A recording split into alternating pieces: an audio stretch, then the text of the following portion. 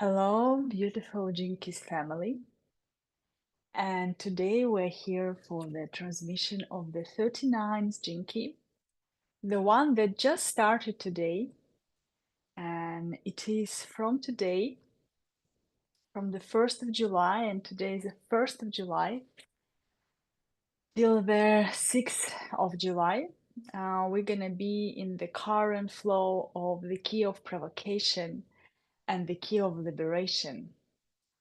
I would say this is one of the most essential key for your liberation, for your spiritual liberation. And this is the key that is in a cordon ring of seeking with the others 5 keys. So it's 39, 52, 58, 52, 53, 15. And this is keys about seeking the divinity. So we are here with you now in a deep, like spiritual process of seeking the true nature and liberating with the power of the city of the 39 Jinki. So welcome.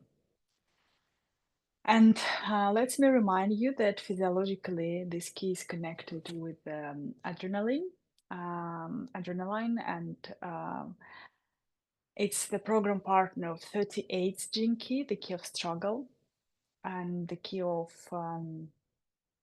transmuting the struggle and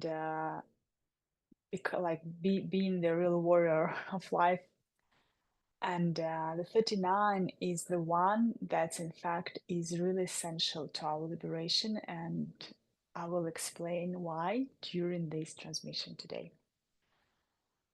So find a comfortable position and enjoy this transmission. You can have a tea as I do, you can have water, you can have nothing, you can walk if you want, if this is comfortable for you. Maybe you're walking in the nature, or whatever feels better for you, whatever is the best way for you to receive the message and to receive the transmission and to activate your body, because this key 39 Jinki is a lot connected with the body and in fact with the dynamism, with the energy of our spirit.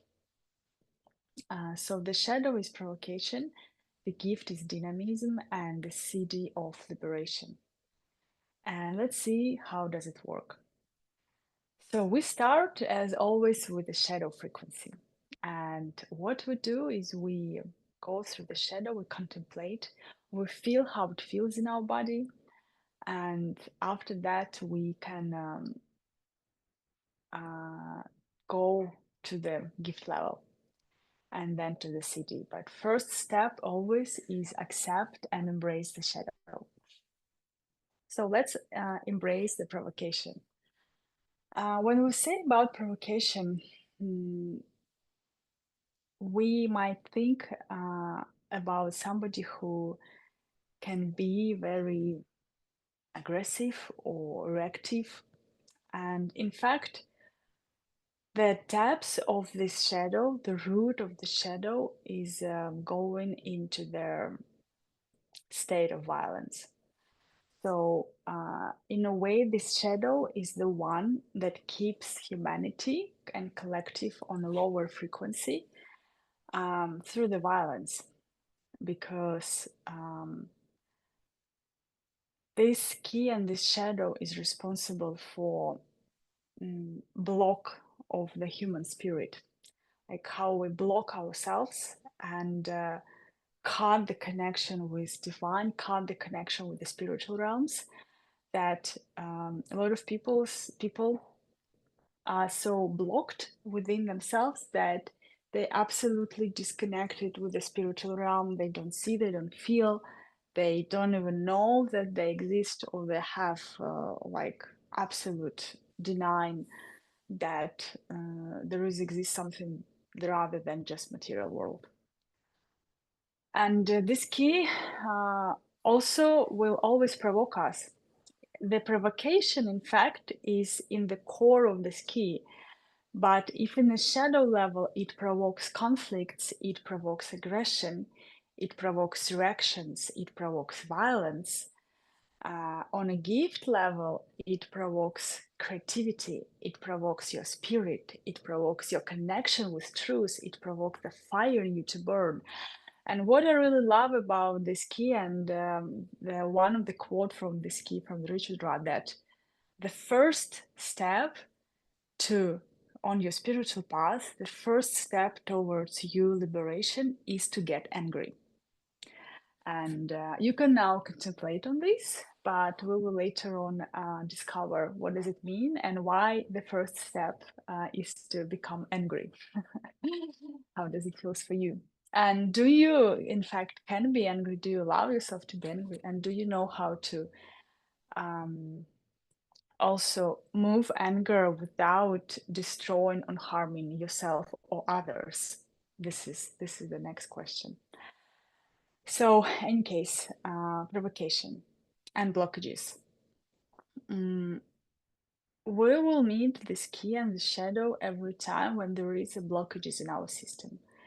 That can be in different levels, in different our bodies, or in all of them at once. So it can be blocked in our physical body, emotional body, mental body. And as you know, that normally they connected, yes. So some blockages in our mental body as some idea, some mental structure, some pattern will be related with some emotional tendency, some emotional reaction that's in our emotional body, some unprocessed emotion. And later on, they can create the physical response and some blockages in our physical body. And in fact, basically, the purpose of this key is to find and to provoke every block in you so you will find it and remove and create more space within you for the spirit to come. But what people do most of the times when they provoked or triggered, instead of look within, they just explode or deny or project and try to come into violence, yes, and bring the inner pain to others. Where the message of any provocation, let's say if I will take just one chord, just one sentence as the message of this key.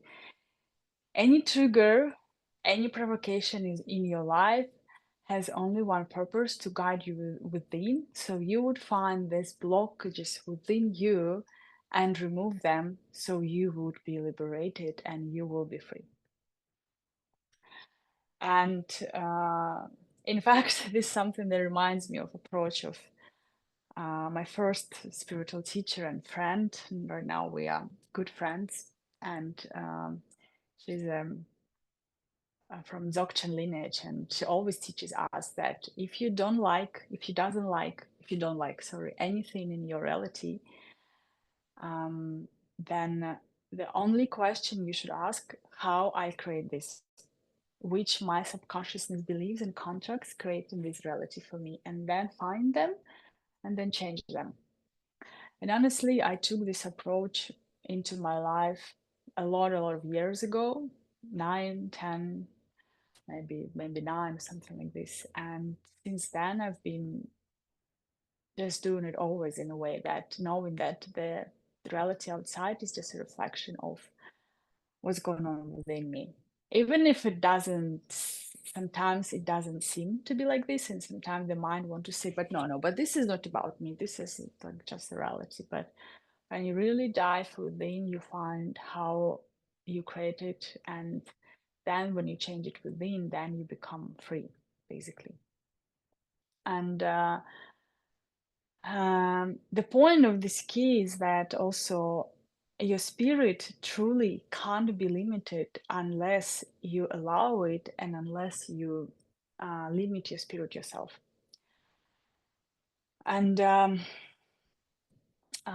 when we speak about triggers, or when we speak about blockages, let's say like this, that they can be on 2 levels and different provocations in our life. Yes, triggers. They can be just encoded in our DNA already. That's that karmic baggage, that tendencies, personal tendencies, ancestral things that we incarnated with, or we even received while we've been growing, and some patterns have been formed, but anyway, they've been already programmed within. Like if you will look, for example, into the golden path of your personal Jinky map, because right now we discover the general key that is in a collective field for all of us. But there is also your personal map that you can build, that you can explore and understand deeper. And there is, for example, within this golden path, this is the name of the whole journey of how you unlock your gifts, your potential, like your money, your love, your relationship, and everything. There is a path of Venus within that that's particularly about love, relationship, sexual energy, and your wounds. And it said that, for example, there are three levels of wounding and how patterns form and how we work on them to bring into the higher frequency. This is mental body, emotional body, and spiritual body. That means the programs of our mental body and how our mind works, the programs of our emotional body, how our emotion works, and our physical body. And then there are 7 years cycles, 7 years cycles, basically how they've been formed. And if we look deeper to the moment when we've been in the stage as a embryo, like before when it was a pregnancy period, and we've been developing.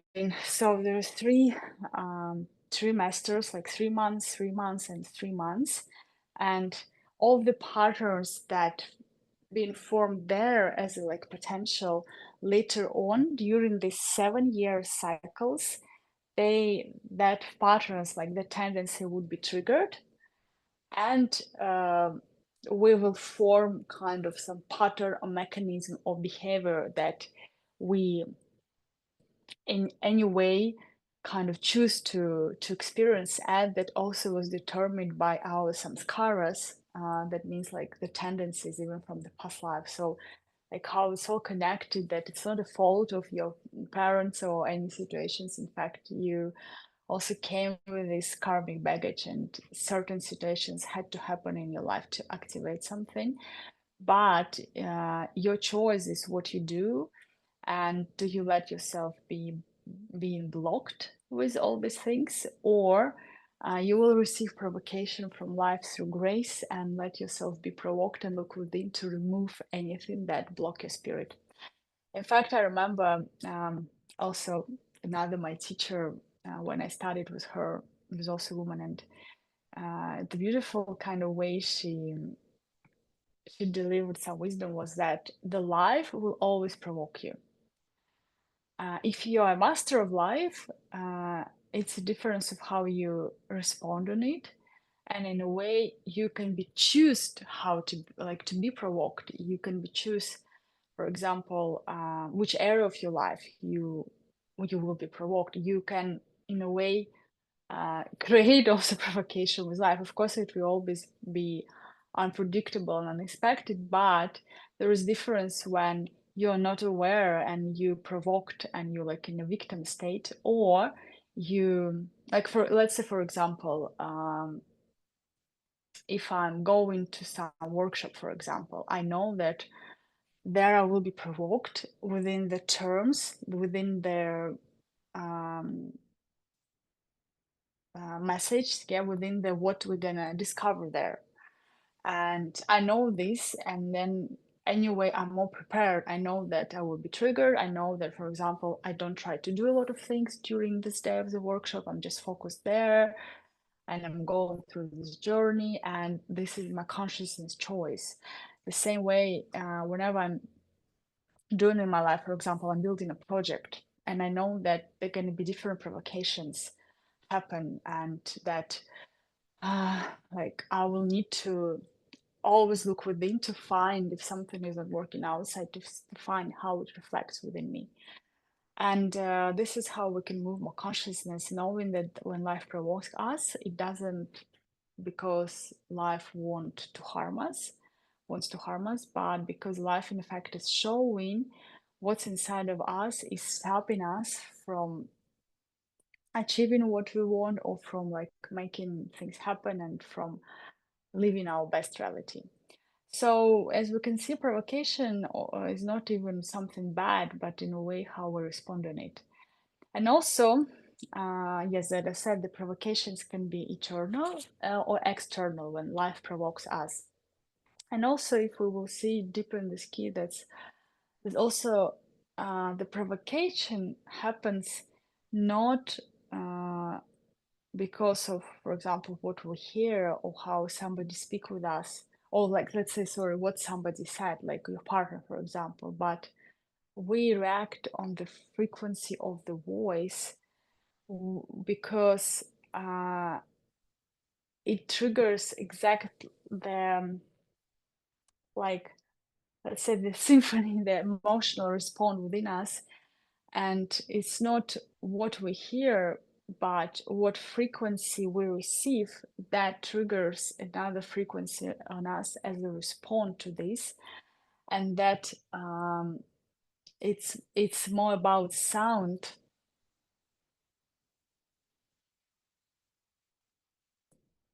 It's more about sound than about information.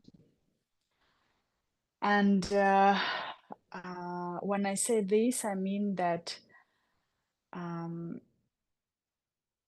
we are live in the ocean of sounds, in the ocean of frequencies, and we always in a way communicate with frequencies, and we respond on frequencies level. And this is what also the message of this key. So this key is saying basically that you are here to do the work. If you want to be liberated as the CD, you have to remove all the blockages within you. The Richard Wright, he gives this example of, he said, it's funny how when I've been making them, preparing and channeling this Jinky, today, but this morning I had to unblock the pipe, like my pipe get blocked, and you know I had to do this like dirty work when you open, and then of the mess, everything that was there is like have to clean it. But then the water can come freely, the same as we do with ourselves. If you want to be liberated, you have to clean your pipes. You have to clean everything that blocks you. And there are basically two waves of, again, every shadow has two levels or two spectrums, the repressive and reactive. The repressive nature here will be fear. And sorry, it said like the fear is even deeper than the anger. It's like the anger, in fact, also remind me when I work with my kinesiologist and we work through emotional level, that in fact the anger is the first level on the emotional spectrum where a person starts to move towards healthy dynamics. Everything that lower than anger is means you basically like how to say, like, let's say everything that lower the anger will come as sickness, will come as a that's person who can't really even make any choices or decisions because it's such a low frequency that means that uh, the body, like the system, is in a way of sickness. That means it first needs to heal before it can have, in a way, objective even respond to life and kind of live in yourself, live in the truth within. And so, as I said, one of the tendencies of the shadow, repressive tendency, as a fear.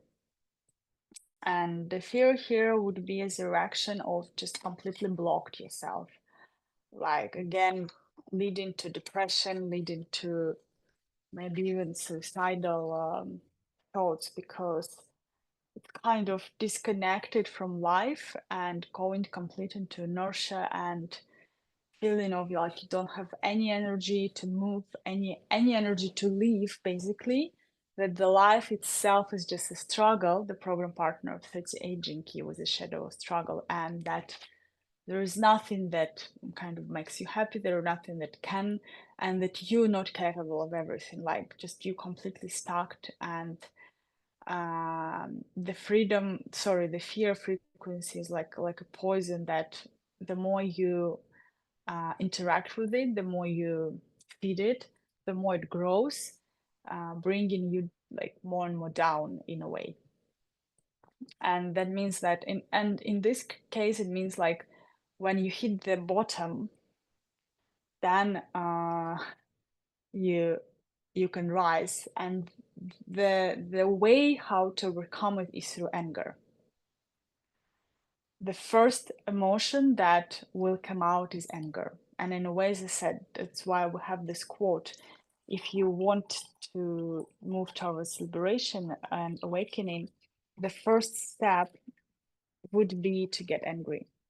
Reminds me of the times when I was doing Kali meditation in my life, like years ago. I remember when I was on the first ever like retreat, and we did was like 7 days with a woman who, like, everything there was different through body. All the practices was through body, and I was absolutely disconnected from body at the time. And like we started from 6 in the morning, finished late in the evening. It was like intense, where like every day I was just dying. And I remember one day we did a practice of Osha breathing, and you breathe through chakras like for 1 hour, I think, in a very dynamic, intense way. And then you should stay and after that and hold your hands like this straight.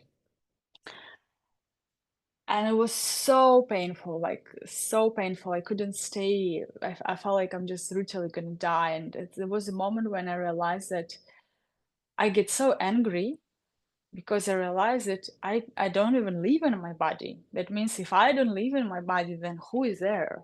Why I gave my home to somebody else, to some beings, to some energies that's not even me, and why I'm not even like in kind of why I don't even bring my soul into my own body. And I realized that, yeah, the first thing was getting angry on myself, getting angry that I don't want to continue like this. And that day I decided that I'm going to change, and that started for me a marathon of Kali meditations. That's dynamic practice based on Osho that I did it like for the next year.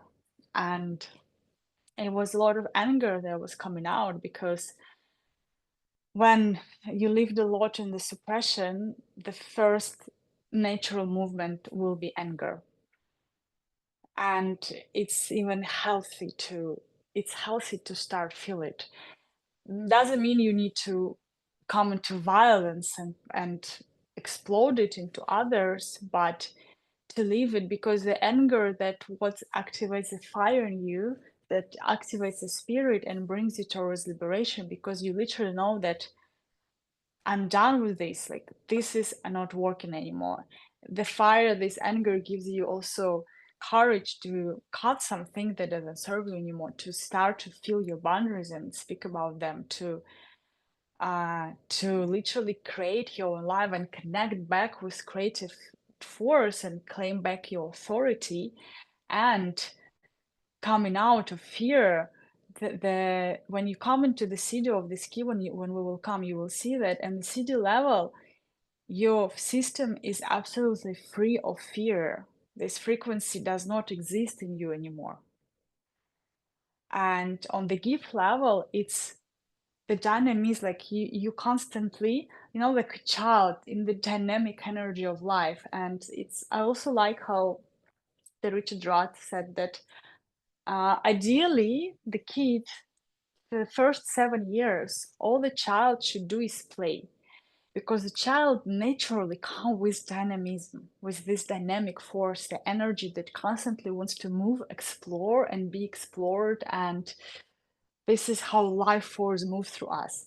The problem that the life force get blocked within child, because how many times like don't play, you need to go sleep, don't scream, don't do this, don't do this, because it's comfortable for our parents, because they live in adult world, they had different things, and the child with its like craziness, movements and everything kind of creating problems. But in fact, that's what the child needs to move, to be in this dynamic energy. So later on, when the child grew up, the child connected with the creative force. The child connect with the truth. The child know what to do, what he wants to live, how he wants to live his life, like once he wants to create, and he connects with the free spirit within.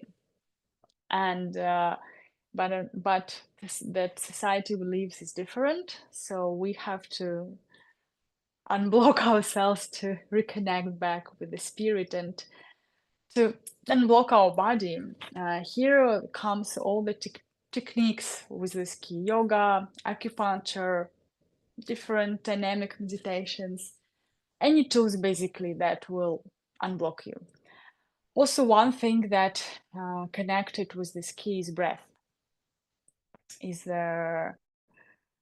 how deep we can breathe and if the breath touches the depths of our belly and our core or not. So the more we enter the gift level, the more our breath is going deeper. And because on a shadow level, the breath is very limited, is very short and contracted. So all the breathing techniques, breathing exercises, pranayama and different energy breathing, like basically, if you want to also unlock this key, you need to breathe.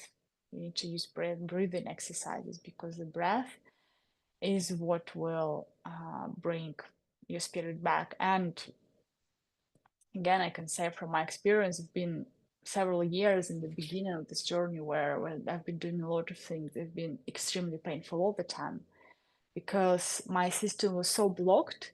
So to unblock it, I had to constantly purge a lot as this example of the part that was blocked. And it was painful because I had a lot of pain in my diaphragm, my solar plexus, my lungs. Everything was always painful, but uh,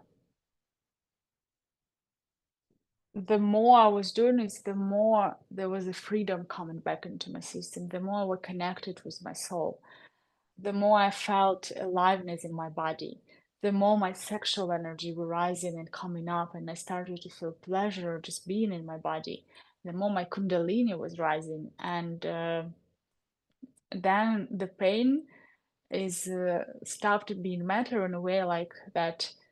The pain was just a sign that there is something here that need to be removed, and I'm willing to do this because I just want to be free within myself, within my own body, within my system. I want to live freely. I want the spirit to move freely, and because this is my kind of main responsibility to align my body with my spirit, so my channels and my system is open, so my spirit can flow, and I can make happen, or it possible to happen that all the mission, like everything that my soul wants to do here in this incarnation, is possible to do because simply I just capable for this, because my system can conduct the energy of the spirit and can conduct everything that needed, and I can hold also the high frequency of my system, and in these terms be free. So we'll see that yes, the as I said, first the one spectrum is fear of the shadow. The next spectrum is basically anger and violence and constant reactions and fights with everything. When the person never can look within or accept that it's wrong, or it's just constant reacts whatever it doesn't agree with, whatever person doesn't agree with or provokes him is immediately explode in aggression and violence. And so, as I said, the message of this key to look within, to take every provocation as an opportunity for your own liberation. And so I feel in this moment to make a little break, as today I have here only my beloved watching this, and even he's now switch off his camera, but I would love to ask if you have anything to share, to ask, any contemplations before we move to the gift. Thank you for sharing. Hello, everyone who is watching this. Yeah, I would say I feel as I live with someone who has this key in their human design, I feel I have some of the I'm already familiar with some of these like patterns of like how we can use anger, how we can use emotion actually as the fuel for liberation and for enlightenment. Um, with all humbleness, of course, like that is for it to be like the final liberation is one thing, but certainly from the tantric level, it's already yeah, very powerful tool. I liked a lot how you shared about at the beginning when you said yeah, that we I don't know, I felt a deep resonance, and also because today is Tuesday, which is also like technically the Mars day. And this is the day actually of using anger or like fire in a way productively, using it for the right reasons, not the wrong reasons. So it's like very aligned today to talk about how we can use sexual energy, how we can use adrenaline, how we can use like vitality for and learn how to move it. For me, I feel a lot this is speaking about like how to move the body, how to know how to like to understand the body, to understand the like being embodied, because I think there's probably nothing that's been written more about than human body and human like activities and how like humans are supposed to live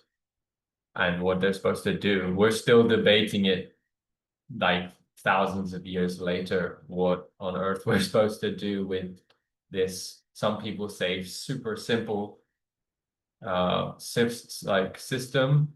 Some people say super complex. Um, my feeling is it's they're both right in a way. It's complex, but at the same time, because you're embodied, you don't need to worry about all the details. You just have to be it and be connected to who you are. I feel that the gift of the human is that we don't actually need to spend all these billions of dollars on science and research when we can actually just know oneself. Just because you're already a human, why do you need a scientist to explain to you what a human is? You're already a human. So it's more about intuition. And I think also we spoke the previous key of last, what was it, 19? What was it?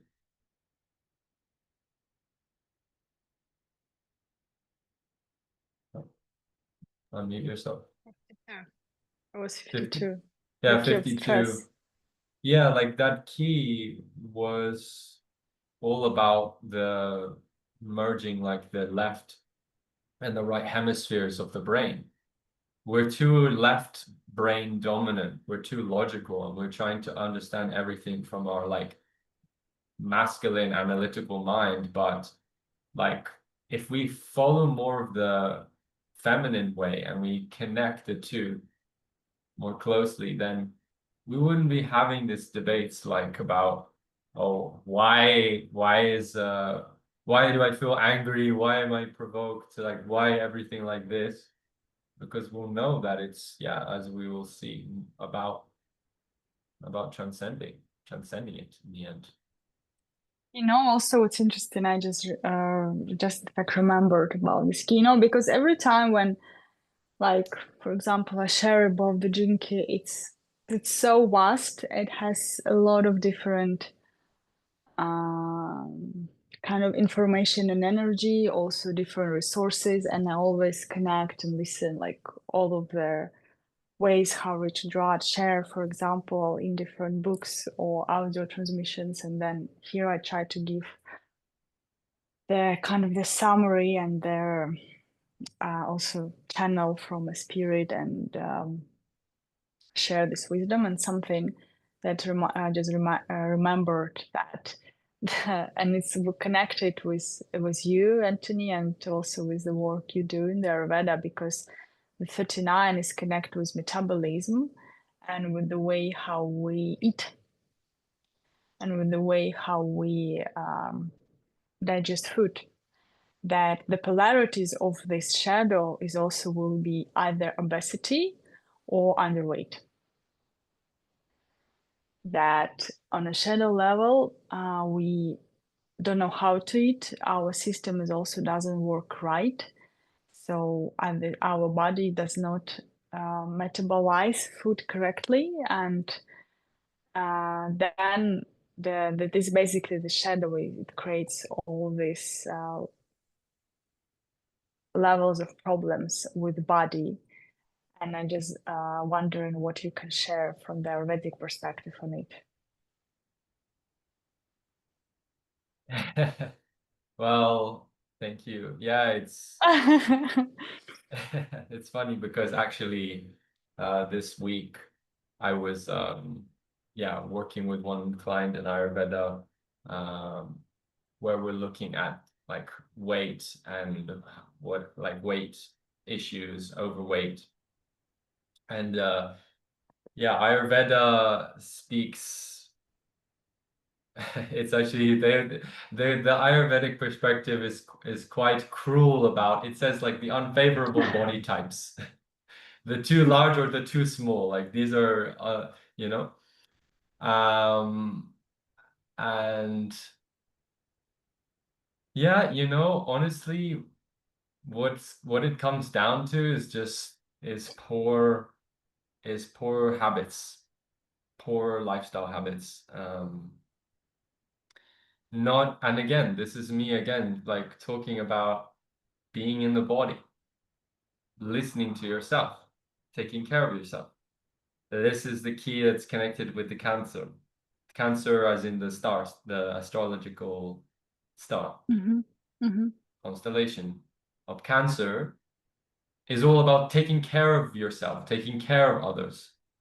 So it's about being more in the more in the embodiment of what it means to be you, not in the ideas or what I, you know. And it's really about cultivating awareness about why we're doing things, not just doing things. I found a Cancer sign in my, at least in my Western astrology. It's a bit hard for me to connect to it because I don't have it in my chart actually, I think. So it's kind of, I always find them a bit strange, but at the same time I've always found them very interesting because they are operating in such a feminine channel that almost I don't even recognize like I recognize but then don't recognize fully what kind of how they are yeah, operating. Like, but when we discuss this key, for example, yeah, you can start to get the undertones that it's all about um being responsible and learning how it means to be human. That's Oh yeah. yeah, learning what it means to be human. And most people who've been overweight or underweight have literally skipped the human lesson. They want to live from their minds or their emotions. And I know that sounds paradoxical, but in a way, like human is an advanced organism. It's both. You need to live from harmony with both sides, as I said before, the left and the right side of the brain, and left and right side of your body. And without Yeah. so, yeah, we fall into this. You become victim of your body, and then this is what in fact is the shadow of the Cancer, the one who cannot deal with process their emotion, cannot deal with themselves, afraid to speak the truth, overbearing, not allowing others to do things themselves, and comes from like a yeah, a lot of different things. So So I would say, while you watch this key now and we are in the transition for this week, take this opportunity to be provoked in a healthy way, to see where you stuck, what inner blockages you need to remove, and also in where you need to act in your external life, where maybe your spirit was telling you, it was guiding you, but you were suppressing, or you were not listening, or hiding, or keep repeating the same pattern when you knew you have to do something differently. What actions you what did you suppress, and what actions you haven't done when you knew that they were essential for your soul and for your spirit, knowing that there is nothing that can limit you until you choose to be limited, until you choose to give your power away, until you choose to give your authority away, until you choose to say that there is something or somebody is more important than your own existence in your own body, how God speaks through you to you, through your heart, through your body. That's, yeah, I would say this key is very much connected with body and with the being spirit in a body, and like awakening, unlocking the spirit from within through unlocking all the chakras, all the channels, through let the energy move freely.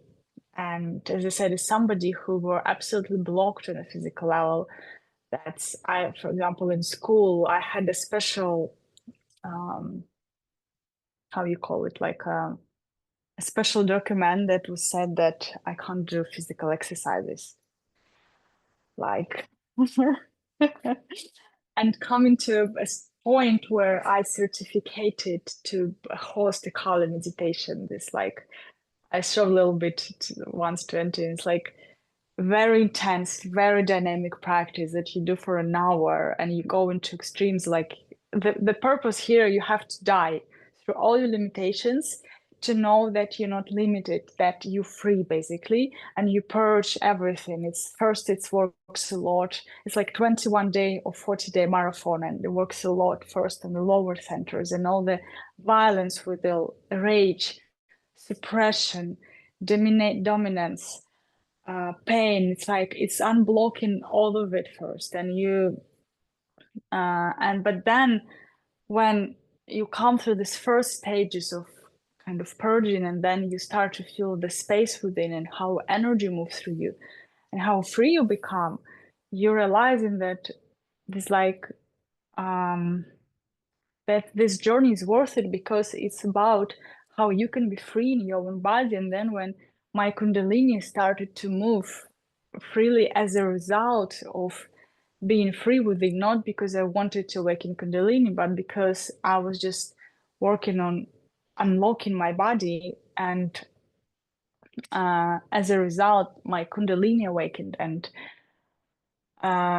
it's coming down to, yeah, to earth, and to you being in your own body and being liberated there, and to activate the dynamism. Basically, as we come into the gift of this key, the dynamism is the dynamic life force energy, the energy of your spirit, and how free it moves through you. When you activate dynamism, you activate creativity, you activate the flow of life. Your system is the constant radiate joy, happiness, and dynamic life force, that everybody who comes into your energy field will be kind of inspired by this energy. Then you in a way you can't be provoked, because you're moving through with life. Your body is constantly generating these energy fields. Your body is alive, and you are alive within your own body. That means that yeah, simply you're free, like coming back to this childhood state where, you know, the kid, it wakes up and then it's like brr, it's ready to kind of jump, run, explore, because you just connected with the life force with you. So it's coming back to this, and it means like all this question, oh, it's like age, old, and everything. This just disappearing because you just being healthy and free in your own body, and yeah, removing all the blockages that uh, suppress you and the spirit within you, and being dynamic means being alive, means also that in a way you also learning to being very in a way accurate with how you respond on these frequencies as or sounds, as I said before. Like you also in a way more coming down within, if we can see how this all key connected. Before it was a key of stress and stillness. So when we found stillness within, we found the space of not reactivity. And if in a shadow level you react on all the triggers, you very easily go into conflict like this. Then on a gift level, you restrain the gift of the previous key. You stay calm, you stay unattached in a way, because you know that there is spirit within you that is unlimited and untouched by any provocations or any kind of conflicts or anything around you. You're more and more cultivating the space within where you remain light, let's say, even if there is a darkness around you, and you also connect with the creativity and you inspire this in others. You becoming a vessel for inspiring other spirits. That's basically simply what does it mean is to awake the dynamism force in others. And I can say, like, if you have this key in your chart, also personal, that the life will always guide you to liberation, and your vessel, your system is designed for liberation. And if the people around you, they will be always provoked for being free and being liberated, that your system will naturally see and kind of point and press all the blockages in others, because it's just simply here to provoke everything that is not truth, everything where God can't enter you, everything where the flow is blocked. But if in shadow it provokes, it's like in a negative, like nasty way, to provoke a drama and conflict and violence. In a shadow, it also in a gift, it provokes with love that still can be sometimes triggering and painful for the ego of others. But in a gift level, you provoke to liberate. And my clients, the people who ever been in my group programs, know how it works. That there is energy that sees where there's illusions or where there is this blockages within others, and can kind of straight away go there and press it to make it kind of move so the person can be free from it. And also it's an interesting combination, as I think if we look in human design, and my partner here, I'm sure will say later more about this, because he lives with somebody who has 39 Jinki. But and he knows the differences when I can be in a shadow sometimes, and there is like the nasty way of the provocation, or when there is this like fire that comes to liberate you from something. Can you share how does it feel for you? Yeah, Time I for think truth. actually I found the effect for this one. It's the space rocket. Because how does a rocket get to space?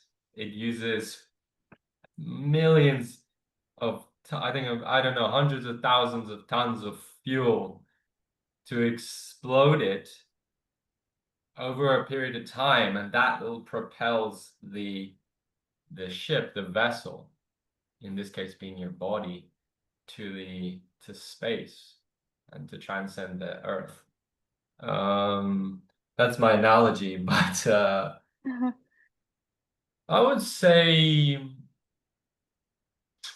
as someone who followed a tantric path for the last few years very intensely, I in effect, in a way, had an affinity with whether it's maybe my mom or probably my dad who has this key as well, probably. Um, there's certain kinds of individuals that just they need to explode. They need to explode. There's no other way to put it, because they're what comes out. It's a bit like the person who like initiates the combat, like the person who leads the charge. There's one person, for example, in a war who will go first into the battle, and then everyone else will follow that person. And in a way, that's the person who has the 39th gene key. They're the one who triggers the maybe they're the one who even before triggers the conflict in the first place. Like they're the one who finds the reason to be angry, finds the reason to be provoked. And that um, is a catalyst. That's why it's connected again with metabolism, because metabolism is reactivity. What is metabolism? It's a way of saying when inside the body there's a two opposite forces that are coming together and they are generating heat. There are two things that are generating heat together. They are combining and it makes the metabolic process. And so it's throughout nature. It's wherever we look, there is reactions happening. It's just on what scale, on what level. But I really also, I think I remember now what you shared at the start, right at the beginning of this conversation, when you said that, if I can just try and channel that thing again, it's like you said that this is that for people to enlighten, they have to, in a way, like it's similar. The energy is similar to anger, like. And I can just remember various experiences, for example, when I did the psychedelic experiences. Like I was having not anger, I wouldn't say I was anger, but there was a feeling of provocation. There was a feeling of like I feel queasy, my body, maybe my adrenal system is producing stress. Like I remember one time, and hello mom if you're watching. One time I took like 5 grams of magic mushrooms and or maybe more, and I took a lemon because if you take citrus, you create an even double effect. So I put with lemon juice, orange juice, magic mushrooms together, boom boom, to create the metabolic, like to create the catalysm. And I just remember within literally like 15 minutes, I literally thought like when 15 minutes struck, I within the next 15 minutes afterwards, I literally thought I was dead. I literally thought like this is the end. And because my mind started throwing out all these provocations, it was saying like, you're not good enough, you're fucking useless, you're a piece of shit. All my shit came out like blah everywhere. Like ayahuasca experience, but on magic mushrooms. I was like, oh my God, it felt terrible because it was provoking me so much. And then after like 20 minutes or 30 minutes of that, where I literally thought, oh my God, this is becoming the worst trip of my life. I transcended. I transcended for like, I mean, it was a bit too intense because I was there in a very high frequency for a couple hours, I think 2 hours. But I was reaching into heaven with my hand. I literally look up and I could reach into heaven. And that was from previously like 15, 20 minutes of absolute the rock bottom. Like I went down to such heavy emotions. And again, I can just say one last thing is like, for example, with Kriyas, like if we look at Tantra, I did a huge initiation for over 100 Kriyas. If anyone doesn't know what a Kriya is, it's in Sanskrit, it means like action. But what does that mean? If we look at it, it's actually saying Are we gonna provocation. do Kriyas on our retreat? Sorry, I interrupted you, but I had to ask this question. We will do some Kriyas, yes, we will do. Okay. You need to be But under the guidance of someone who's initiated in Kriya. For example, like in Tantra, we would actually say that the Kali meditation is a Kriya because it's yeah, not of course it is. it's Yeah. not like it's not one thing. It's many things together. A Kriya is many things together and they create a provocation. And that provocation normally needs to be used dynamism. It's literally this is the key of Kriya probably because it always Yeah. starts like with you like, ah, fucking hate this world. I know I'm swearing a lot. If there's any kids watching, I'm sorry, but this is the truth. And then you're like afterwards like, what the fuck? That was the best thing ever. Or like, oh my God, I've come to a profound sense of clarity. Or oh, I've unblocked something in my body. And this is what is all, well, this is what I think is meant by dynamism. Yes, you activate this raw, primal, and I'll tell you something. I always had one thing I always connected was my with sport and competition and like fight. Like I was brought up to be a fighter. I had to compete always in sports, and I loved using like my athleticism when I was What is younger. this? Athleticism is like if you do a lot of exercise, you become athletic, like an athlete, someone who is like a master in like movement or sports. And like you that energy is yeah, really potent. It's like refined it's like refined primal energy or kundalini. It's refined kundalini. And you might think, oh, well, it's just like fit on the physical level, but those people have ability to use their physical body to transcend. They can use it for awakening. And And this is what the fact the energy of this key. That's the to use it, not to use, but kind of when physical body becomes a vessel yet to for transcendentation, and I got ascendance. this is where I fell in love with Tantra was because I saw like, oh snap, like if I suffer, if I suffer for like 5 minutes or 10 minutes or maybe an hour, who knows? I get the benefit of months and years of what someone who doesn't suffer would get. Like, this is what we call like the tamasic path. The tamasic path, or like, it can be sattvic, it can be pure, but a lot of the times, the most powerful, like, moments of awakening that come in the shortest period of time have to go through immense suffering, like near-death experience. We can look at it across the board, near-death experiences. When your parents, like when you're watching your grandparents leave the body when they're dying, death. Why is Kali also mother of transcendence? Because she's mother of death. She's also the one that makes you fearless. And so yeah, this in fact, after speaking about this, now I want to go and study my Kriya book. So I might, you reminded me, thank you, that Pre- actually I wanted to practice some more Kriyas. Prepare Yeah. some good kriyas for our retreat Yes. for the liberation. Yes. Maybe I'll do Kali meditations there for people.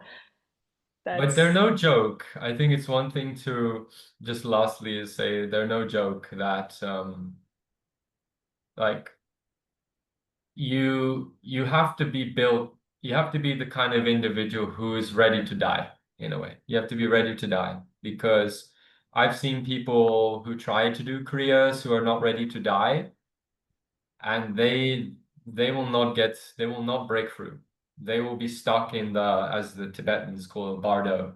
You will be stuck in between the worlds. You will not be fully liberated, nor will you be like in a normal human condition. You will be fucked. So it needs the guidance of a good teacher. That's why I would say, and then normally these practices or kriyas, as you said, they would take some period of time. Like for example, how we did Kali meditation normally is like a marathon. When you do it like 21 day, for example, when you build every day, and like kind of the more you purge, the more you get the freedom within, the more you're ready in a way to die. But for example, let's say how I started in the beginning, I couldn't literally stand 5 minutes like this because everything was so painful. But also the point of these kriyas, of these intense practices, as also recently, again, remember when I've been preparing for some initiation that I dropped, but while preparation with kriyas, that it forces you to come to a point where it's like you have to go beyond pain and even beyond body. It's like it used the body to make you go beyond body, because at some point the tension, pain, and everything is like is so much for you. Everybody has their own like limits and capacity, but when it's for you, it's too much. That, but you still have to continue, keep doing this process. That the only way to do is to connect with the spirit.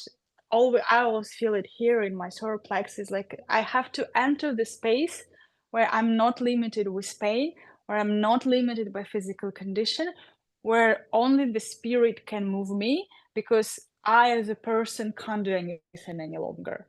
And this is where, in fact, where we enter this place, where then how it feels for me, the enormous energy comes, like such a huge energy comes into a system, because you breaking through the physical limitation, you let the spirit move you and you activate the energy of the spirit that unblocks you. And then you're like, oh, we kind of, in fact, you can do much more and more and more, because you're not anymore trying to do it yourself as an individual, as a personality, but in fact, you are moving with the spirit within you. And that's the point of all these intense practices, because you're forced to find this within, because you feel pain, you can't stop, because like it's a process where, I mean, of course you kind of can, but ideally you have to keep going, because you already submitted and you know this is the point of the practice, if you want to unlock the energy. And then you kind of have to go within, because there is no other way. You have to find the spirit, you have to transcend the physical limitations, so you have to go to liberation, and because that's the only way how you can manage it. Yeah, so funny. You just sort of like, I'm getting flashbacks of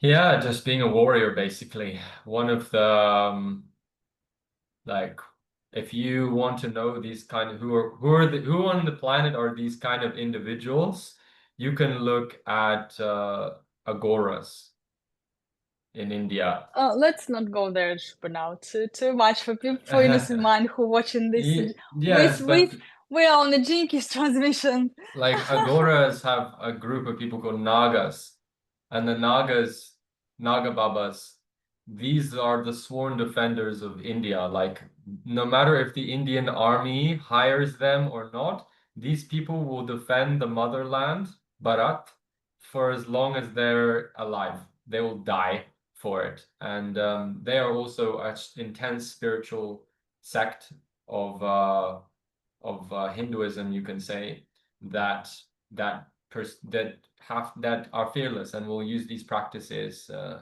on a regular basis, or at least during their initiations.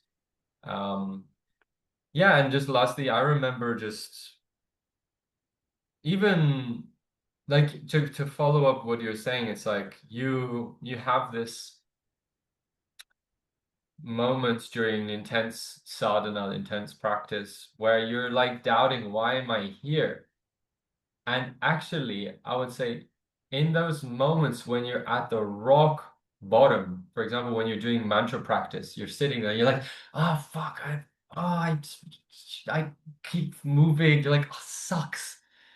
Like Katya and I, we were doing a lot of sadhana together when I brought her in to do some sadhana with me in Bali before we left to India this year. And we just like, yeah, some evenings super late, super exhausted after a day of lots of work and everything. Like we still sit down and we go through that process of mantras that are like making you suffer. And but I always noticed something. I always felt super like depressed, down, ready to give up. And then suddenly after that moment, when I hit the rock bottom, something shifted. And suddenly I'm like, ah, actually, this is super good.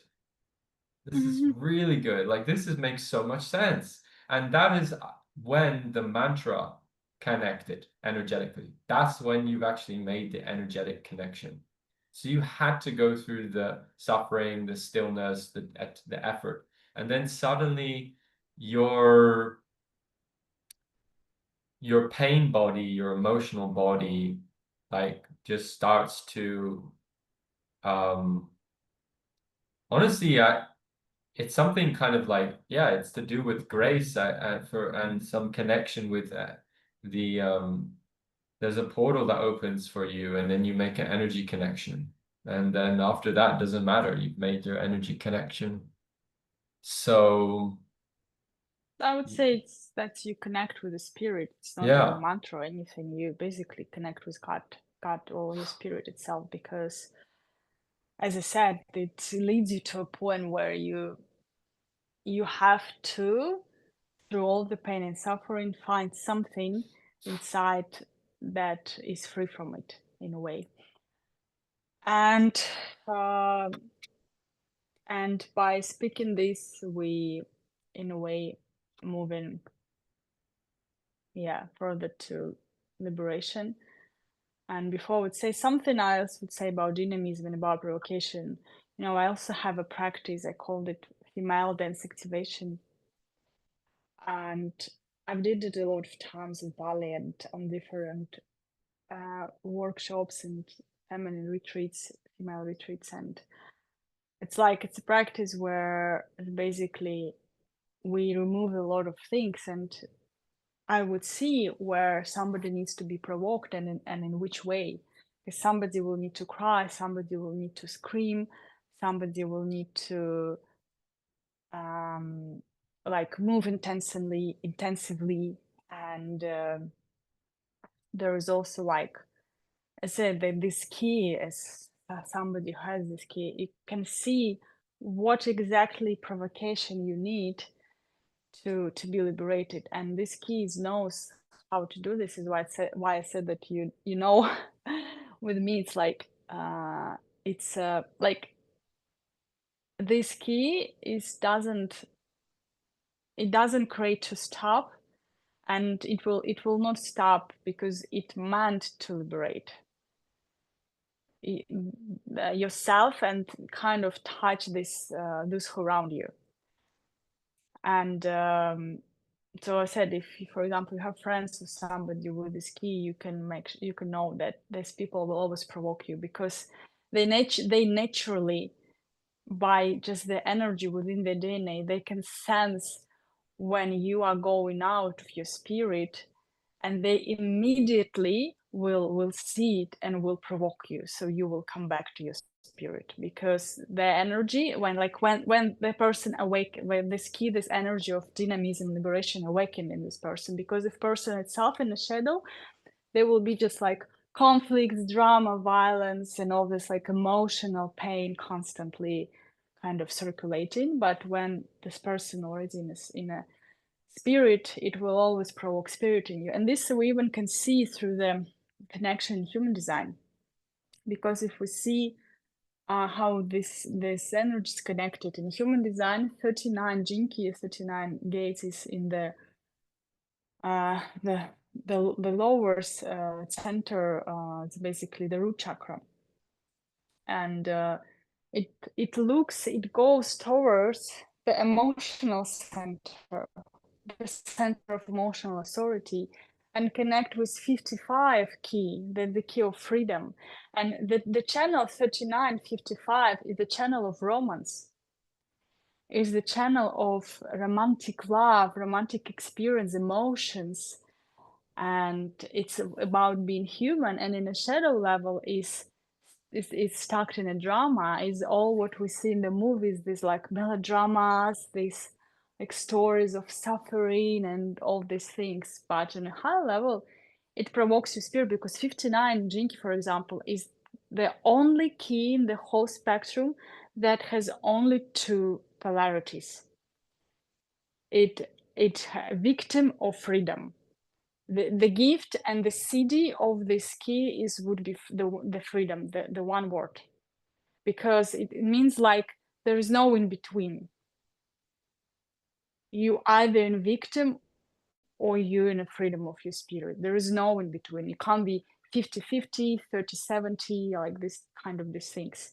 And this is how radical it is. And it means like the 39 will see it, and the 39 either provoke a victim in you, or it provokes you to liberate. It provokes you to come to real freedom. It provokes you to awaken the spirit, because 59, there is also the only two keys. If we look at the all 64 gene keys, you can see how through my speech how like my kind of awareness of the jinkies Keep itself going, is keep like going. there are Don't two stop. keys that are responsible for the human awakening, for the collective awakening: 22 and 55. 22, the one that invites, it evokes grace, it opens the portal of grace come into you. The 55, it awakens you through within. The 55 is what awakens Kundalini. It's awakening from within to energy rise, and kind of how Kundalini rise, and it unblocks everything. And that means that in the whole genetic matrix, we have two keys as a portal for your liberation. It's inviting the grace, the whole kind of the spirit, Holy Spirit, Divine Mother within you to awake you, or it's 55. Or like people can have both. For example, Anthony, I know you have you in your gene keys you have 22, but in human design you also have 55. So in our like connection with you, even I have 39 in my human design, and you 55. So in our system, like I always provoke you for spirit for liberation. Like either, and then either victim or the spirit, but kind of by our nature, my system will always provoke you to liberate, and through that also to be liberated myself. So kind of we designed for liberation, there is no other way. And then it means by this energy to liberate this whole round who will be in this energy field, because this is just how like the genetic matrix works, the codes that's like we have within. And as I said, the 55 is like on a shadow level, this person is loves to be in victim, is love to find all the reason why it can stay in a lower frequency, why everything, everybody is responsible, why the person in this state. It's like the mind is loves to drama so much, but there is a moment of pure awareness that happened by the grace. Then you will see that this all drama, this everything is just always kept you in a low frequency. Or if you by grace has somebody with 39 jinki who will always poke you because it knows it guides you towards your spirit, your freedom, then yeah, the 55, when it comes to spirit, that's why I said it's only two spectrum. It comes to freedom. It's awakening the spirit within you. It's being free. And in terms of 39 Jinki, what does it mean to come into liberation is when you free from provocation. That means that none of the sounds, nothing can ever touch you. Your system is can't respond through reaction at all, because your system, what happens also on your brain level, that you hear the sounds, for example, like, for example, let's say your partner or your parent, somebody, like anybody, anything try to provoke you, and your system, it hears the sound, but there is no reaction happening anymore in you. You just so rested in stillness, the seed of the previous jinki. And again, as you said, we can see the dynamic of the keys, how they move and how they're all connected with one another. You so much rested in stillness that you can't be provoked anymore. Nothing can provoke your stillness. Nothing can provoke your freedom. You're kind of forever rested there. There is nothing that can take it out of you. That's what the liberation is basically. And it's also interesting the play with words, because how, like, the Richard Rudd said, like, for example, in Buddhist tradition, when we speak about the nirvana, is realizing that there is no self. When moksha, that is liberation, is realizing that there is only the self. But the self is not the person, or like even human. It's the self is the self, the divine self. And the 39 has this unstoppable force within to guide you towards moksha. That's why I said unstoppable, because it's like the fire that will not stop. Even if you try to suppress yourself, uh, by this you will attract situations that will provoke you and will make you move, because genetically your system is built for liberation. And I said, while we have this key now, that means it's this portal is a chance for you to really for breakthrough, for making on a practical level, on a spiritual level, to really making something differently, to really connect with your spirit, to come to freedom, to let go of the drama and suffering, and come to the freedom within you that is eternal. And I really love this this message of the skill of liberation, is being free from provocation, being untouchable in a way. It means that yeah, you imagine that your brain is working in a way that it stop, in a way, creating a response, like it hear all the sounds, everything, like the words, anything that people sharing, whatever going on, whatever tries to provoke you, but there is no this respond anymore in the system that, like, triggers on something, hooked, and then create a response, and then it's creating a loop, and then it's like the loop is just going and continuing, bringing you into that lower frequency. Your system is remain in the peace, your system is remain in the stillness, your system is remain in the liberation. That and the more and more you stay there, the more you you come in, as I said, to the realization of the greater self. That this key will guide you through a series of breakthroughs in atomic structure of your being that will eventually kind of show you the true self. That is always shining, always light, always stillness, that is untouchable by any forces, any frequencies, anything, because in a way there is a kind of frequency of love of God, frequency of spirit, that is then you kind of untouchable or unbreakable, invincible, I would say. That means that your system then is spreads the energy that bringing others also into the energy fields, and also mean that others can be provoked just by you being, just by your energy field.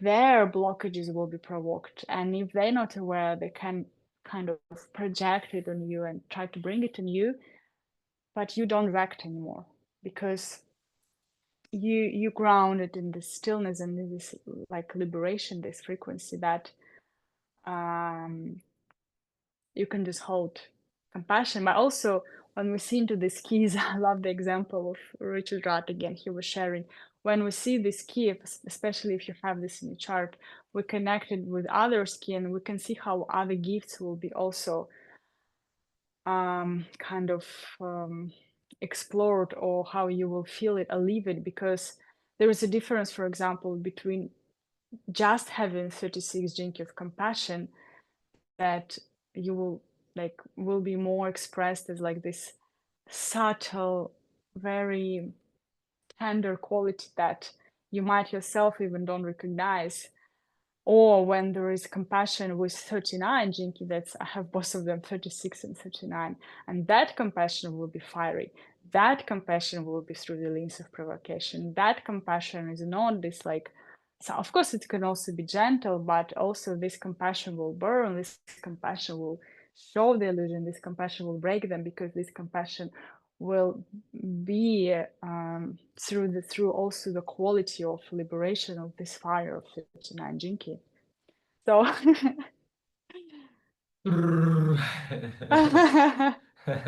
what does it mean?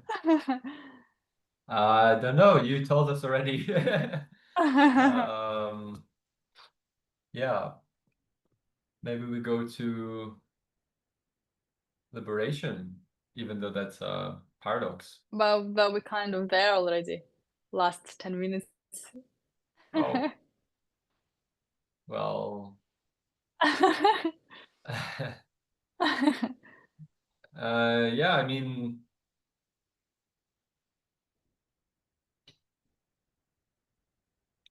yeah, I feel like this like now urge to like um move and like kind of do things and like activate this fire, this potential. Um, it's so interesting though what you said at the before there about how it's like when you combine it, that's when it gets like have you I always use this analogy of Ratatouille. You know, Why? In Ratatouille, you know, the moment everyone knows this from Disney, where he has like a piece of cheese and he has like a grape and he like eats one piece of the cheese and this like kind of certain kind of things happening. He's like, oh, then he eats the grape and then another thing is like, and then he uses boom together. He eats them together and it's like, it's a liberation. Like it's the recipe that create both hemispheres of his brain come together, this masculine and feminine, and he's just like, jazz starts to happen. Jazz is this kind of what you're talking about, this energy where you you put together like several keys, and the recipe makes a beautiful moment of awakening. I really like this key because well, first of all, we are two individuals who are very much like devoted to the path of awakening, and not just for ourselves but also for others. We're open to the grace to work through us. But I one thing I've always and more recently over the last few years like start to unlock in my path is that like yeah like and it's in my chart, right, the key of synarchy, but there's a 44. It's Hmm. 44, yeah, like the key of synarchy, because like when you combine something like when you combine the 39th gene key with other keys, all of a sudden we have the potential to do like yeah, to awaken to awaken the city of other keys. I feel like this is a generator key, you know? It's like a dynamite, like this key itself is like dynamite, and then depends on how we use it. We can use it to create more violence and drama, because in a lower frequency it's violence itself, it's destruction, it's pain, it's what causing suffering itself. But on a lower frequency, when we use it, like, in the right hands, in the right way, in the right time, it became a fuel for liberation. And there's something else I would also share about liberation. But I'll let you finish first what you've been saying. Yeah, like just because like I think it's quite helpful to have like yeah to know that this energy yeah is like the primal energy, so that's obviously going to connect us to the Muladhara in yoga, um but also yeah, it's just one thing about Muladhara is like it's a highly underrated like energetic center, because most people think that like it's all about higher centers. But if you don't have a strong Muladhara, then you don't really have the power. You need power. You need like fuel to to activate these higher centers. Forget high awakening if you don't eat, if you don't move, and or if you don't work with the the earth. And that's why whenever in Vedic tradition, whenever a priest or tantric ever does any ritual or anything, they always start with Lord Ganesh because he's the governor of this earth energy. So you always have to ask Om Gam Ganapataye Namaha. You don't know, I'm not initiating nobody, no one say these mantras, but you just I don't want to take anyone's karmas, but with Ganesh's support, then I can assure you you will achieve your goals in life, because you need that primal energy to be open and available for you before you can do anything else. So I think that's how we can see how in a paradoxical way we start, like an animal provoked, right? Like a dog, really annoyed. And then we achieve this heightened state. And yeah, that's also why like the dog is the symbol of the gatekeeper, Cerebrus, the one who guards the bardo, who the souls who are dead, who are leaving, and also the companion of Bhairav, which is the energy of it's the fierce protector form of Shiva, the consciousness itself. So that which protects consciousness, that energy is always accompanied by the dogs. I feel you shared today all the like philosophy you know through all this time of your exploration and the It's tantra and true. everything. Because you can see how much I'm devoted to liberation. It's literally you can see it's my life path, my life mission, this key that I can speak so vocally about it because like it was yesterday for me, I I need surround myself with I love the people who do this kind of thing because and in a way I'm always like, why I attract so much suffering? Like, well, there's the answer in this key, because those who want liberation must suffer. And then through the suffering, we can ignite the fire of immortality. So it's important to know That's what why you're it's getting yourself also into. Sorry. No, remember that it's one of the paths of the, for example, cornering of seeking. That's it's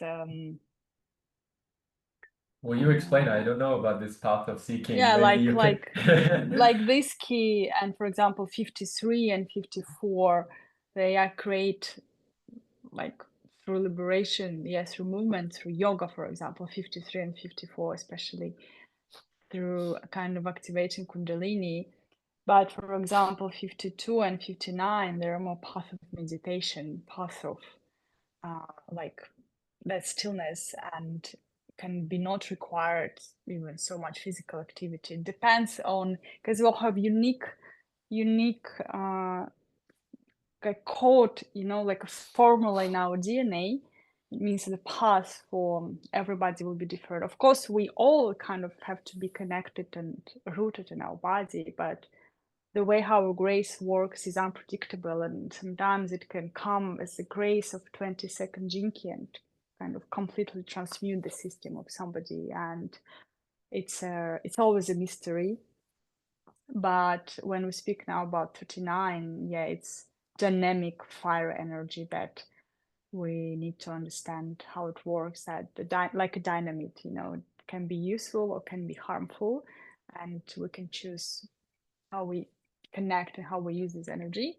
And I want to share more about liberation, but I need like a minute of break. I will pause myself for a second. So to share more about liberation, that as I said, it's entering a space of non-reaction, basically. Not that like you try not to react, but it's simply just not happening anymore. That's also your system starts to change in a way that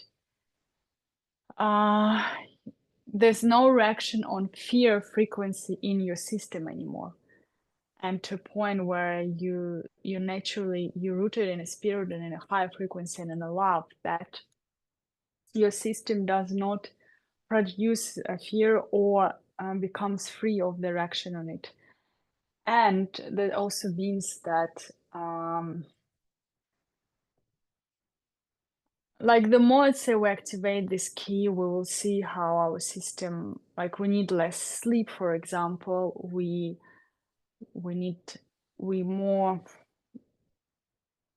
have more just in general energy, and we more recharge, and we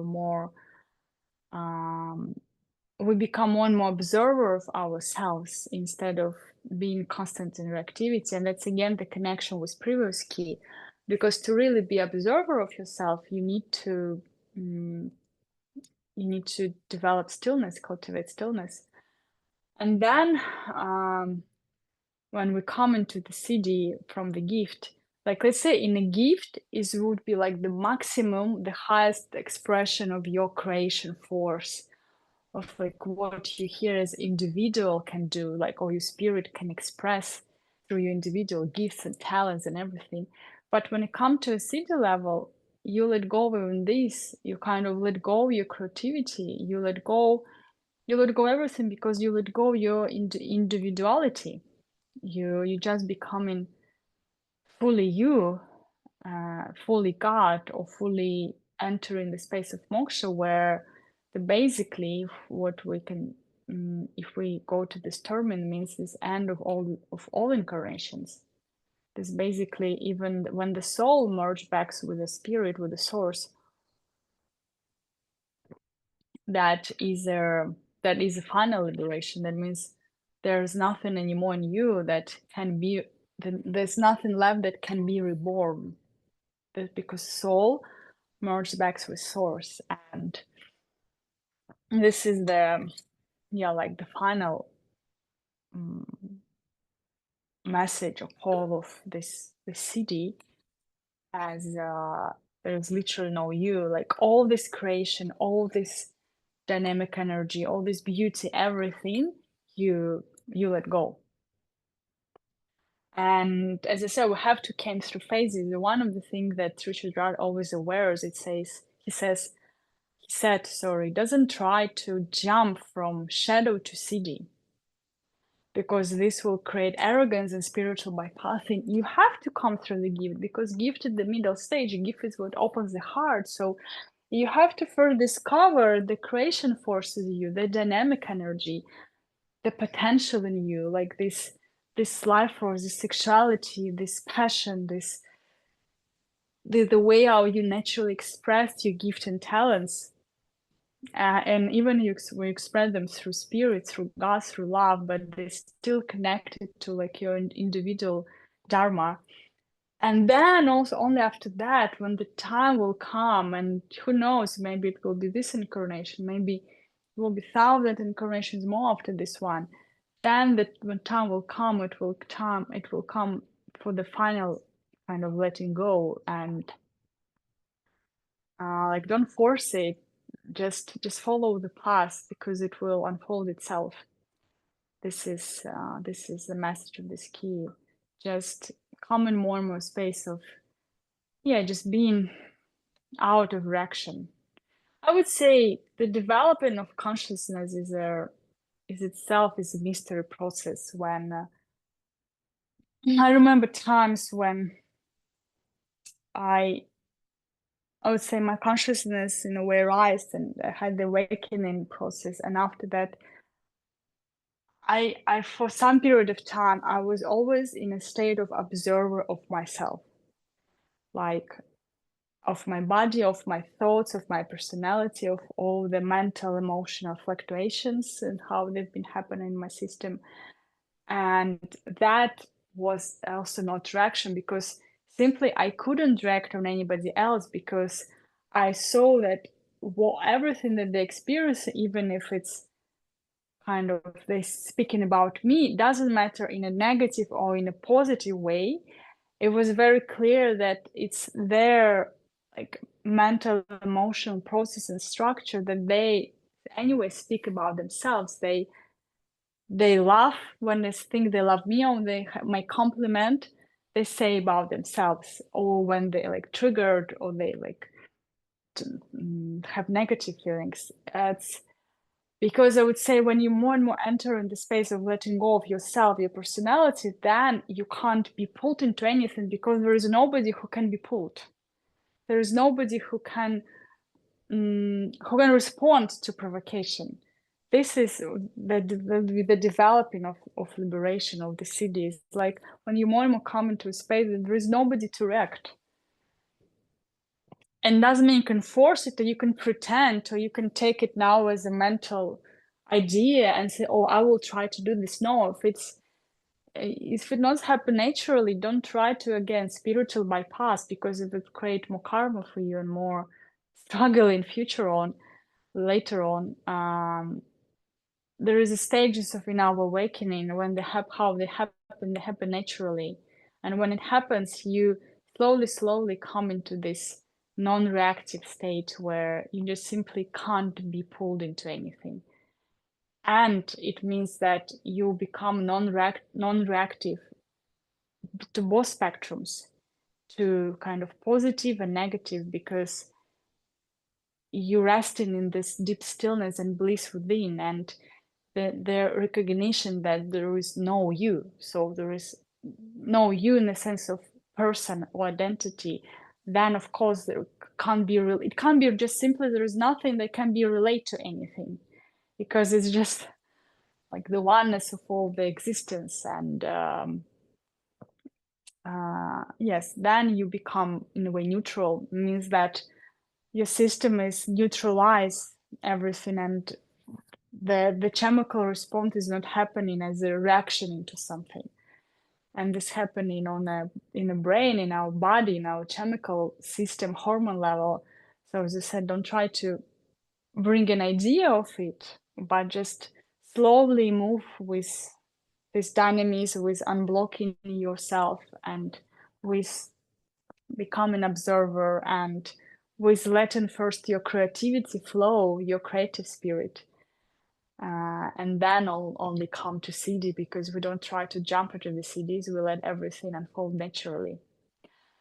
Yes, and before we go into meditation, do you want to add anything? Yeah,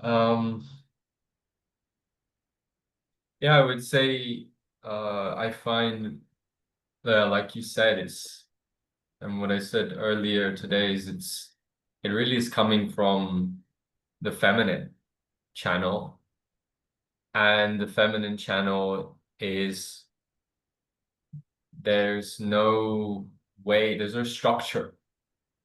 It's creativity. Creativity means you have to break structure. So you can't be creative. I mean, there's limits to creativity if you're in a box. So you have to, in a way, like loosen the grips. And yeah, like it's fun.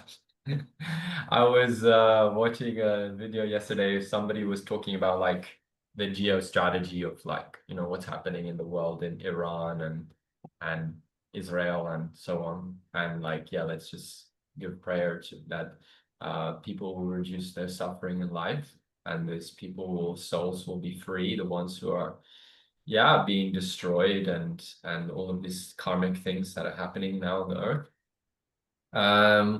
But that he was tracing it back. He was tracing Zionism back to Newton. And Isaac Newton, as we know, he created Newtonian physics, which is like the great realization of like the scientific revolution, was like the laws of physics based off of Newton. But one thing that people didn't know about Newton was his biggest pursuit in life was toward God. In fact, Isaac Newton, for his genius to blossom, for his immense mathematical genius and like scientific like discoveries to blossom, he actually was a crazy like creative. He explored his creative potential, and he was actually an occultist. He was a mystic. And that's a lot of the things that most people don't know about science, is it's based off of mysticism. Why? Because how on earth can you create quantum leaps if you don't use your full potential?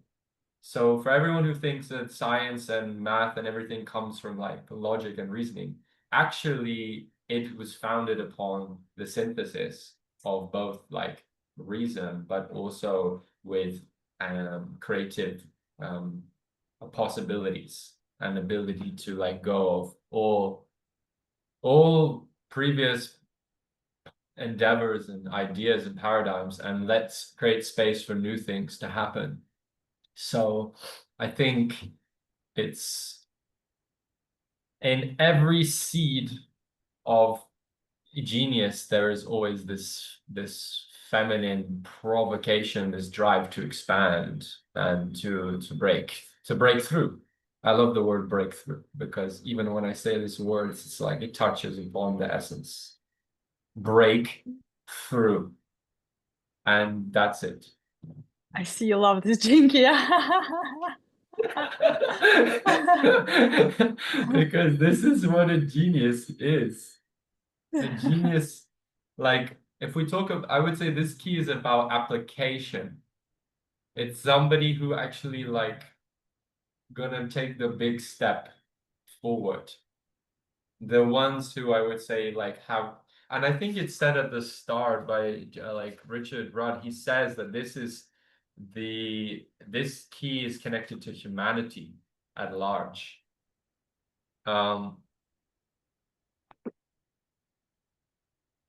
Yeah, there are a few themes governing humanity, he says, and one of them is liberation. Now you can see how this impacts the humanity on the globe. It impacts us on a global scale, because it has this potential to kind of change everything, change the whole scene, the whole vision.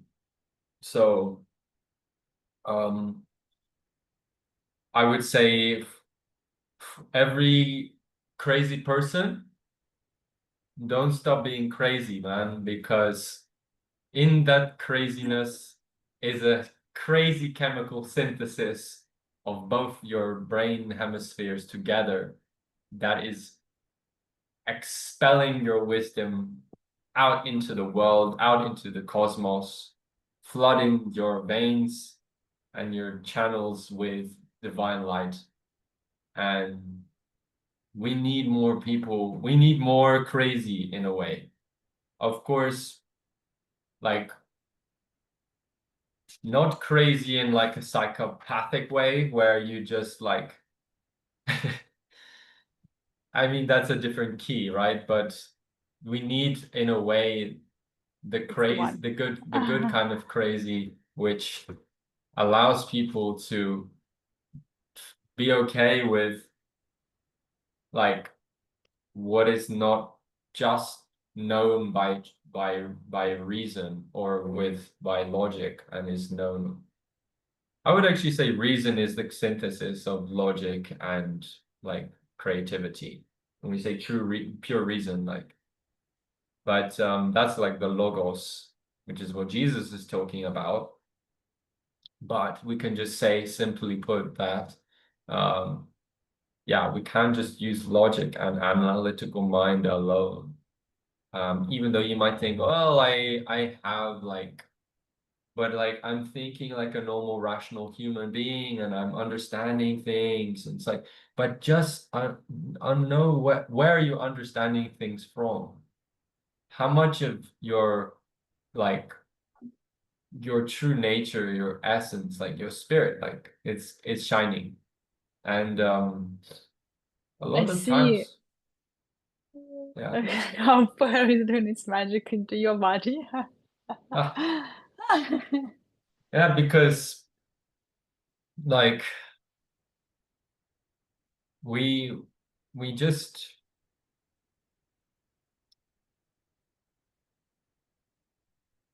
I don't know, I would say like I have quite a logical mind. Like let's say I have the 262 gene keys, two times 62 gene keys. So I have like, and I have also key of what is it, the one of structure, realism and this thing.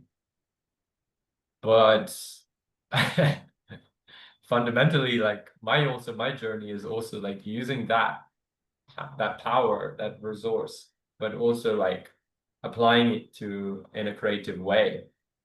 That's why I didn't just become a scientist and just or a mathematician. I would have been an amazing mathematician, but and as my mom was also like amazing at math and chemistry. But what I did is I applied it into like humanities because for me it was like, what if you apply genius to humanity? Then you have something like incredible starts to happen. Okay, let's on this note, we'll go to meditation. You have something like that merge both sides, and this is the philosopher's stone. And this what actually Isaac Newton was trying to find was philosopher's stone. It wasn't trying to understand like physics. Physics was a byproduct of Newton trying Let's to go to meditation. find what is God. So yeah, thank you. Thank you. I think you need another hour to fully express yourself, and I'm sorry to interrupt you, but we also have a structure with time here, and we need Sonia, to it's like sit. I feel like this crown energy now, a lot of static energy is like going up. So let's do a meditation, see what we can channel. Yeah, let's just sit comfortably, close our eyes. Also, during meditation, if you will feel you need to move, your body need to move, please do this. Feel your body, feel the dynamic energy in your body. Um, and yes, just breathe. And let your breath is really going deep and touch the core of your being, the core of your belly, and even down deeper.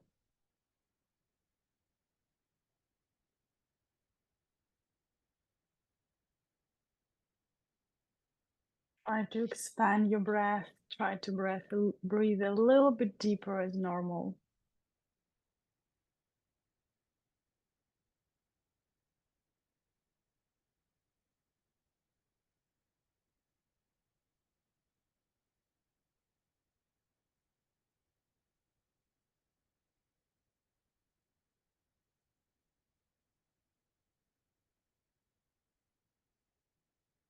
Feel into your body, feel into your being.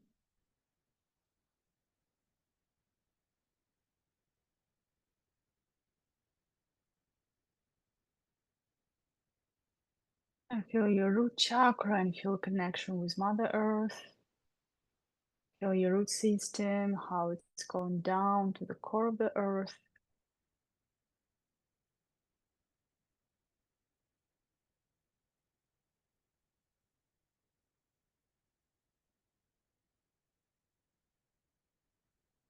And when you breathe in, you bring in the energy of Mother Earth into your system.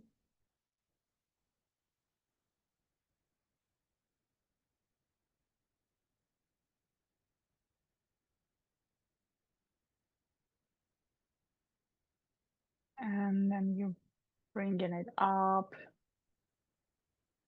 to your crown, and from your crown higher to the source.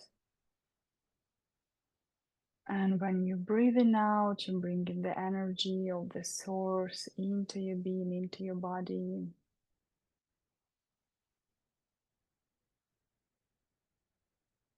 Energy of also Father Sky, Divine Masculine Principle.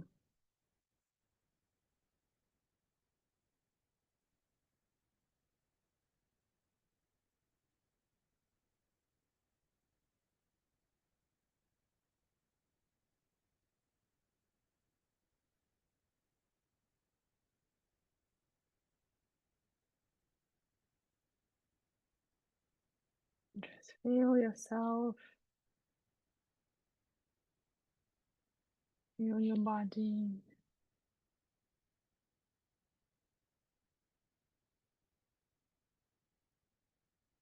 And feel how this energy is moving down to the core of the earth.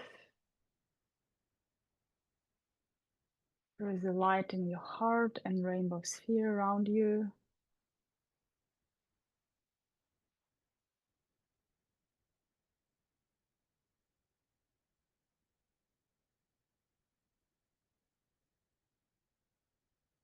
You can see there, you can see around you the light, golden color, sparkling aura that creates a protection.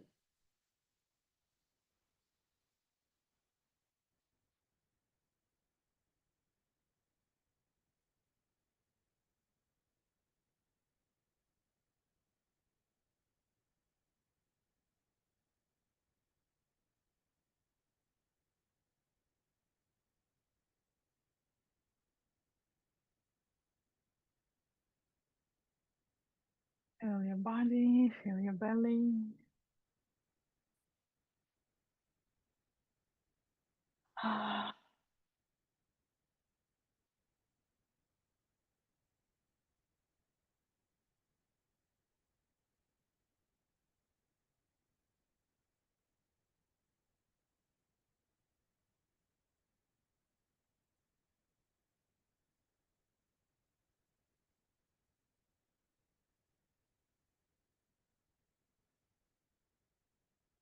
And feel the energy of the 39 Jinkies, Jinki and its shadow of provocation.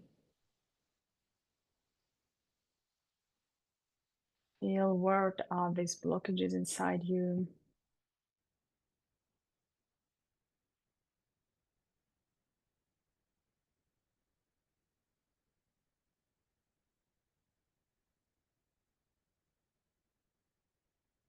What needs to be removed, transformed.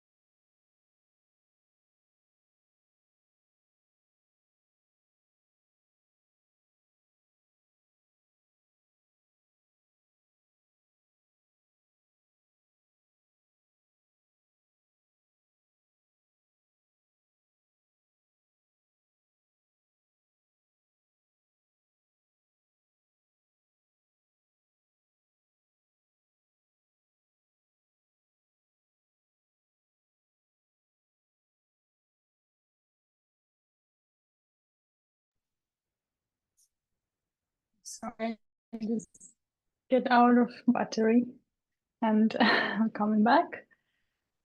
Yeah, just seeing what needs to be removed, transformed.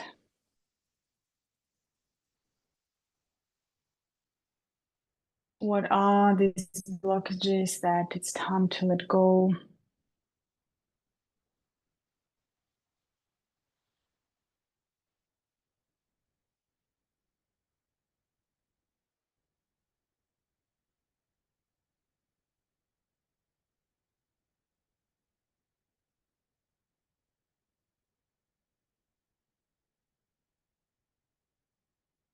And seeing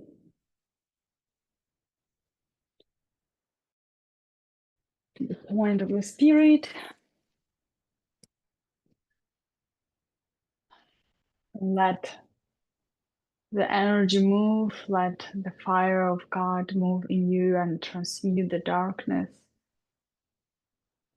and transmute these blockages so you can be free and align with your heart.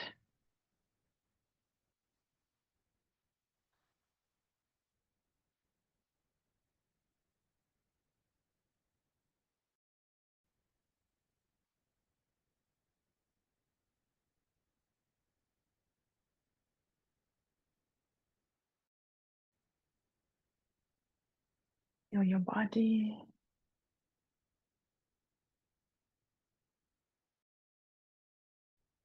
And breathe even deeper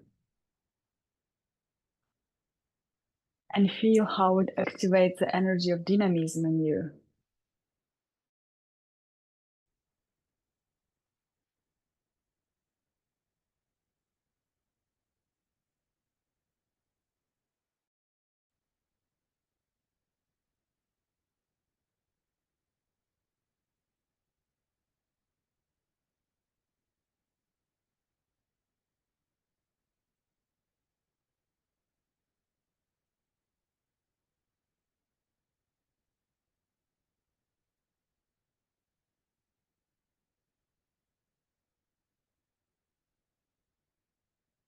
And maybe you will feel you want to move. If you need to stand or move, please feel free to do this. Feel your body or just breathing deeper, whatever your body really wants to do right now.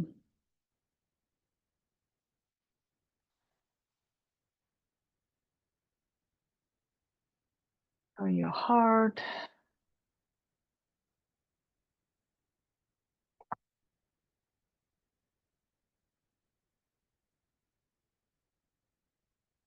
And feel the life force, this fire of God in you, how it's moving, how it's speaking, what it wants to express, what your creative force wants to create in life.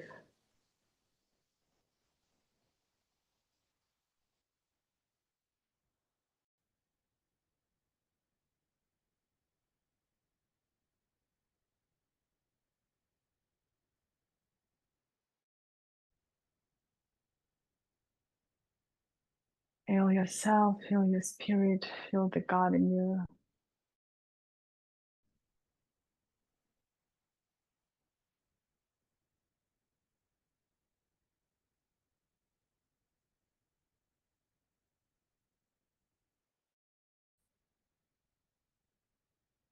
The solar plexus and your heart.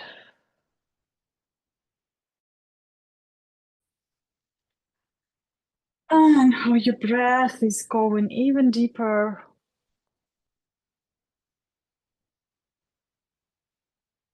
And then invite the CD of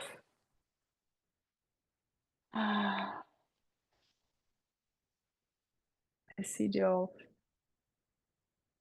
liberation, moksha.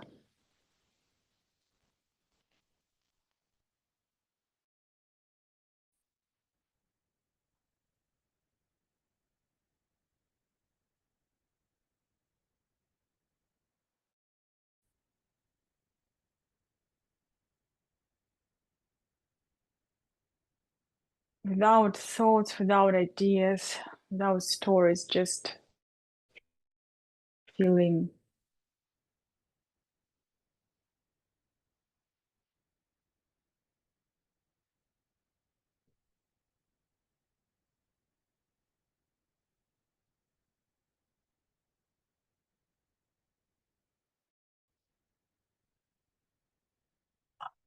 feeling what the true liberation is.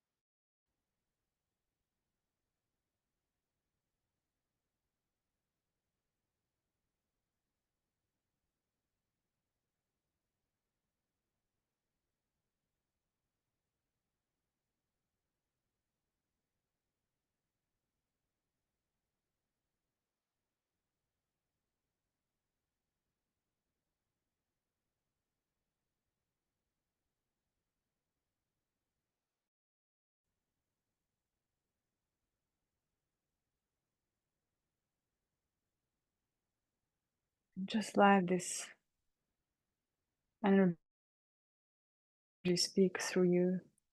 Just rest for a couple minutes in silence and stillness in this energy of liberation.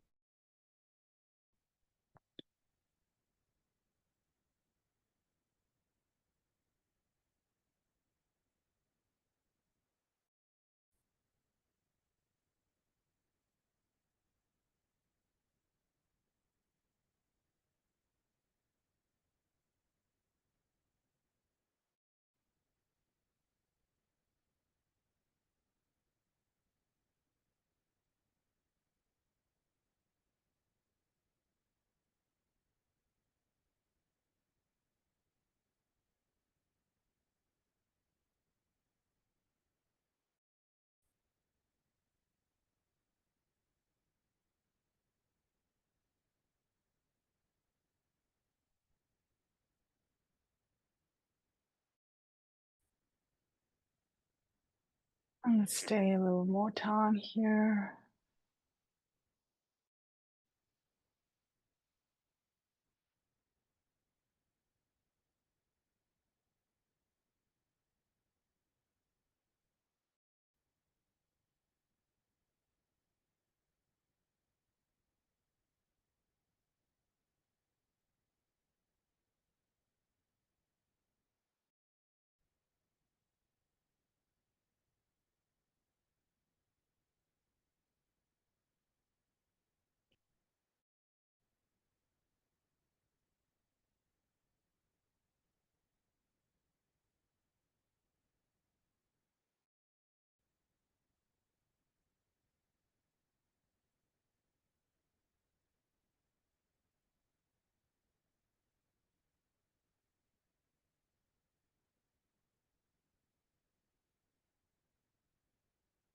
And then when you're ready, you can just make 3 deep breaths. And just a reminder that you don't need to leave this frequency, you can remain in this frequency even when you open your eyes.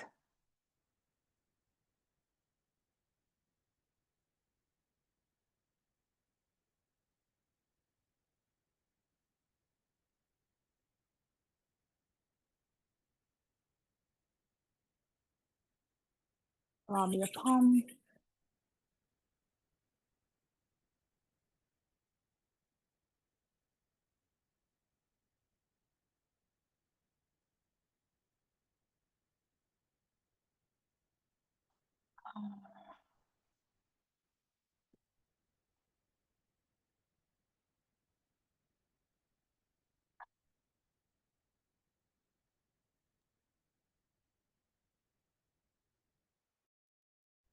And if you want to share anything, please do this, or you can stay in stillness and keep it for yourself. And remain the energy.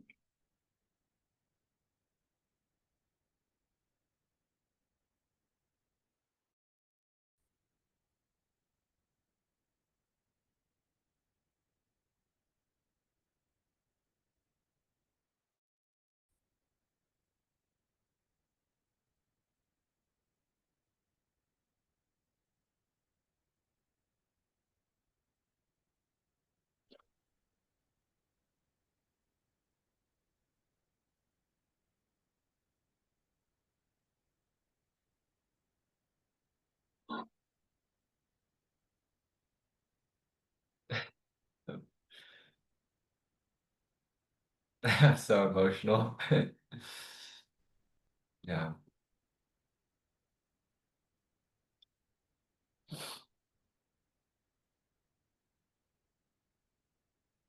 Thank you, Katya.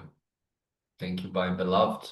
Thank you for being you and being us, we, and what we are sharing with the earth.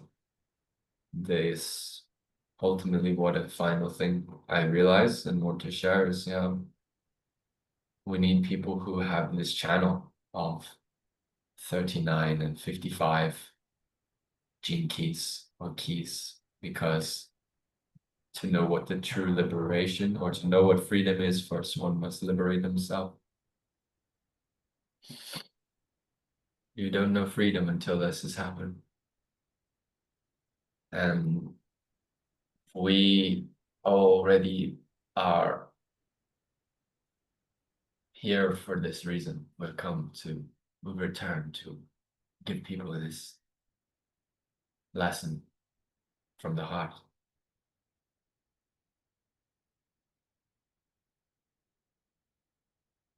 Yeah, Namah Shivaya.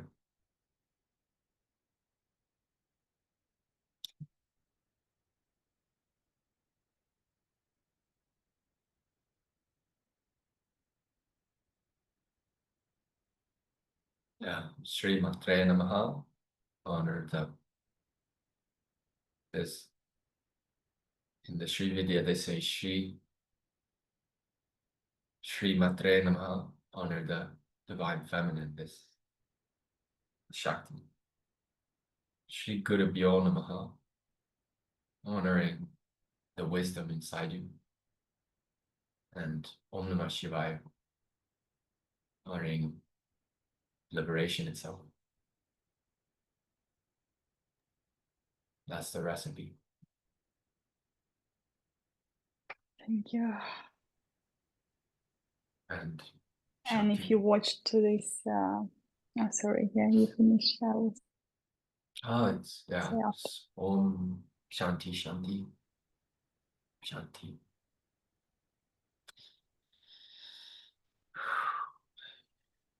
And if you watch this transmission online, then I recommend you to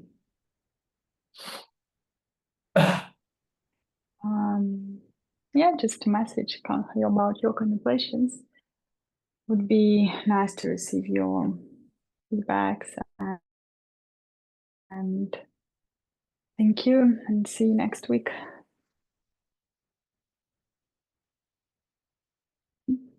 Let me make one photo, please, of us.